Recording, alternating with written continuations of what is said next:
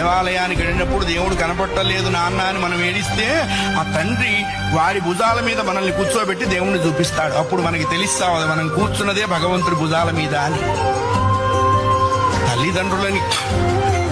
తల్లిదండ్రులకి గుళ్ళు కట్టించక్కర్లేదు. కట్టించిన గుళ్ళ ముందు వాళ్ళని కూర్చోబెట్టకుండా ఉంటే చాలు. అది నేర్చుకోవాలి. మనం బ్రతికుండగా వాళ్ళ అనాథాశ్రమాల్లో ఉండటం ఏంటండి? ఇంకంతకంటే పాపం ఏదైనా ఉందా? కాశీలో యజ్ఞం చేస్తే వస్తుందా? రామేశ్వరంలో అన్నదానం చేస్తే వస్తుందా? జన్మనిచ్చిన తల్లిదండ్రుల ప్రధానము. వాళ్ళని నువ్వే సేవించాలి. భగవంతుని సేవించకపోయినా నష్టం లేదు, బోల్డు మంది ఉన్నారు. జన్మనిచ్చిన తల్లిదండ్రుల్ని సేవించాలి, అది కర్తవ్యము. రామాయణం అదే చెప్పింది. అయ్యా, ఆ అభిప్రాయం లేనివాడు పశువు అనకూడదన్నారండి. పశువులు పోటీకి వచ్చినాయి, మమ్మల్ని ఆ వాడితో పోలుస్తావా అని. అంతకంటే నీచుడు.